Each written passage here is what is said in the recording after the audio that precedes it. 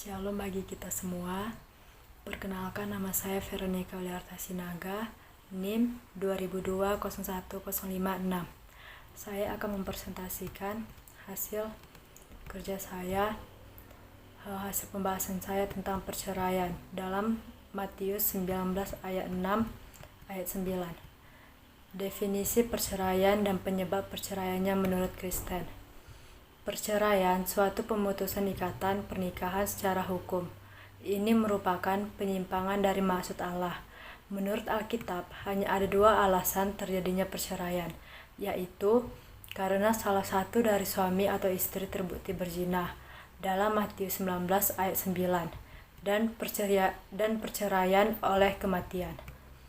Pernikahan adalah ide dan cipta Allah, karena itu Allah menetapkan peraturan di dalam pernikahan. Pertama, seorang laki-laki hanya diperbolehkan menikah dengan seorang wanita. Kejadian 1 ayat 28, ayat 2, ayat 3, ayat 22. Prinsip ini menentang dosa poligami dan poliandri. Yang kedua, heteroseksual. Seorang laki-laki harus menikah dengan seorang perempuan. Kejadian 1 ayat 26, ayat 28, pasal 2 ayat 21 sampai 25. Prinsip ini menentang dosa homoseksual. Pernikahan sejenis merupakan penyimpangan yang sangat mendasar dalam pernikahan.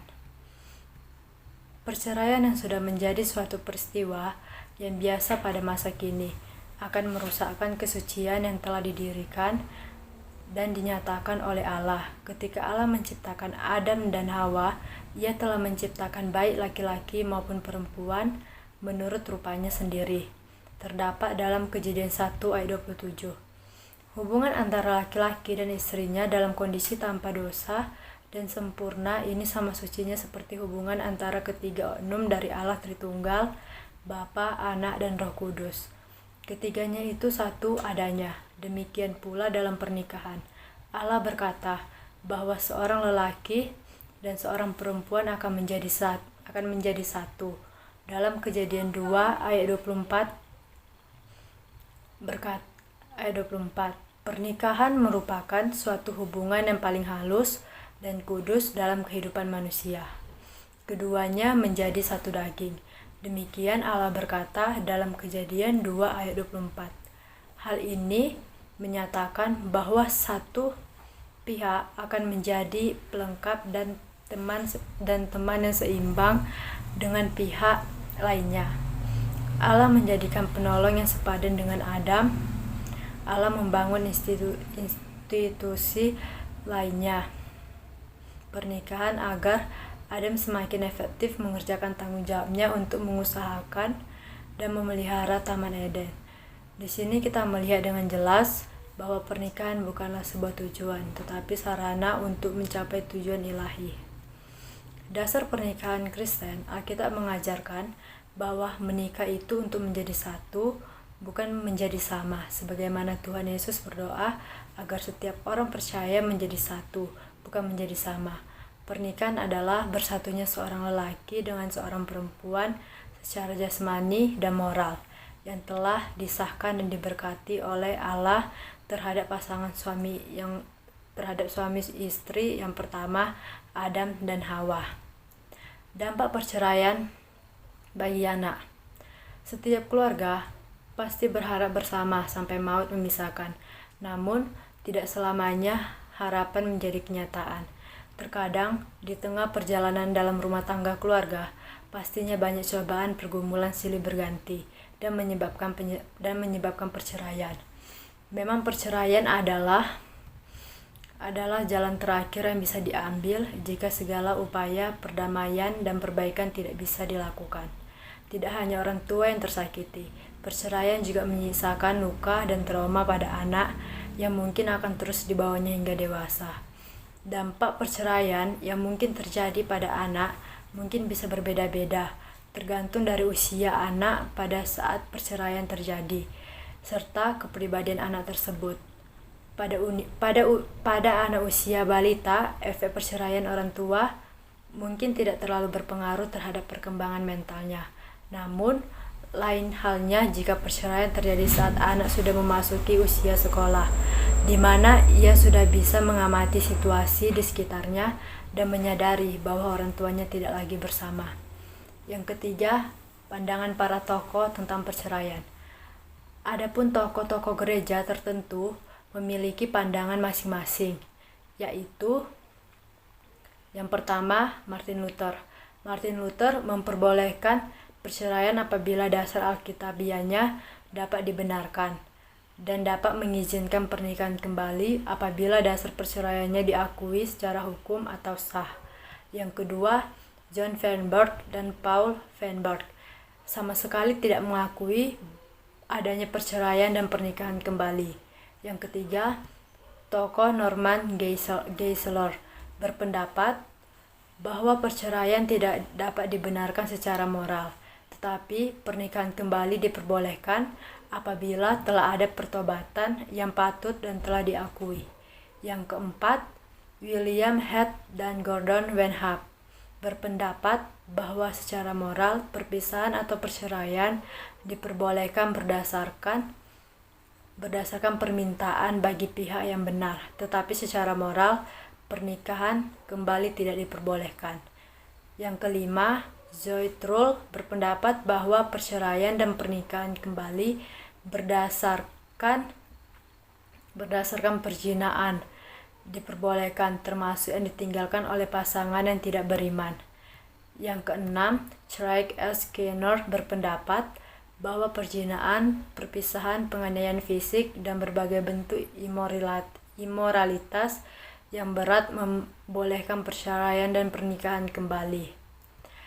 Yang keempat, cara menghindari perceraian. Cara menghindari perceraian dapat dilakukan dengan cara yang pertama, berbicara dengan baik-baik kepada pasangan ketika terjadi perkara masalah besar maupun perkara masalah kecil. Yang kedua, mencari solusi.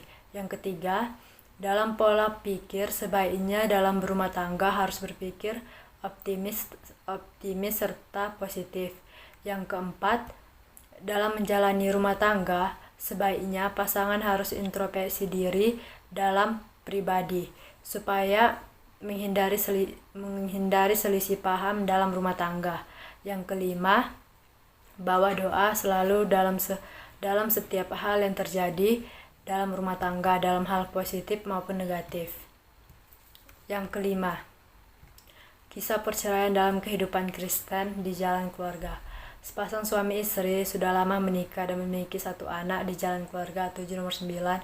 Setiap harinya mereka melakukan hal romantis, seperti beribadah bersama, berpergian bersama, dan sebagainya. Tetapi, seiring berjalannya waktu, permasalahan demi masalah selalu terjadi dalam kehidupan mereka, baik mengenai perekonomian dan permasalahan lainnya. Istri tersebut perlahan tahan dalam menghadapi permasalahan mereka. Akan tetapi, sang suami selalu menyepelekan akan hal tersebut. Sudah perekonomian sedikit, tetapi suami selalu menghamburkan uang. Tidak seperti dulu yang harmonis dan rajin beribadah. Mereka selalu berantem dan banyak pasang mata yang melihat mereka. Akan tetapi, suami tersebut selalu menghiraukan hal tersebut. Anak mereka selalu menahan rasa sakit melihat orang tuanya yang selalu berantem. Sampai pada suatu saat, istrinya meminta ke pengadilan supaya mereka berpisah. Akan tetapi, suami tidak mau hal tersebut terjadi. Suami pun berjanji tidak akan melakukan hal yang membuat keluarga mereka hampir rusak. Ia menghamburkan uang selalu ke kedai, mabuk-mabukan, main togel, dan sebagainya. Akibat dari pola pikir istrinya tersebut yang mengingatkan akan hal yang pernah mereka lalui bersama, sehingga suaminya pun menyadari bahwa selama itu dia melakukan hal yang salah yang membuat istrinya kecewa dan sampai-sampai menginginkan perpisahan. Tetapi mereka tidak jadi berpisah dan mereka memperbaiki rumah tangga mereka seperti yang dulu, yang harmonis dan takut akan Tuhan. Seperti tertulis dalam Alkitab, Matius 19 ayat 6. Beginilah firman Tuhan, demikianlah mereka bukan lagi dua, melainkan satu. Karena itu, apa yang telah dipersatukan Allah tidak boleh diceraikan manusia. Jadi kesimpulannya, berdasarkan uraian di atas dapat disimpulkan, perceraian adalah hal yang dilarang di dalam Alkitab dan sudah dengan jelas dikatakan dalam Injil Matius 19 ayat 6. Demikianlah mereka bukan lagi dua, melainkan satu. Karena itu apa yang telah dipersatukan Allah tidak boleh diceraikan manusia. Allah tidak memperkenankan perceraian, hanya maut atau kematian yang dapat memisahkan pasangan suami dan istri seperti yang tertulis dalam Roma 7 ayat 2 sampai 3. Sebab seorang istri terikat oleh hukum kepada suaminya selama suaminya itu hidup. Akan tetapi apabila suaminya meninggal, bebaslah ia dari hukum yang mengikatnya kepada suaminya. Jadi selama suaminya hidup ia dianggap berzina kalau ia menjadi istri laki-laki lain. Tetapi jika suaminya meninggal, ia bebas dari hukum sehingga ia bukanlah berzina kalau ia menjadi istri laki-laki lain. Sekian hasil presentasi saya. Jika ada persalahan kata setiap kalimat, saya memohon maaf sebesar-besarnya. Terima kasih. Shalom.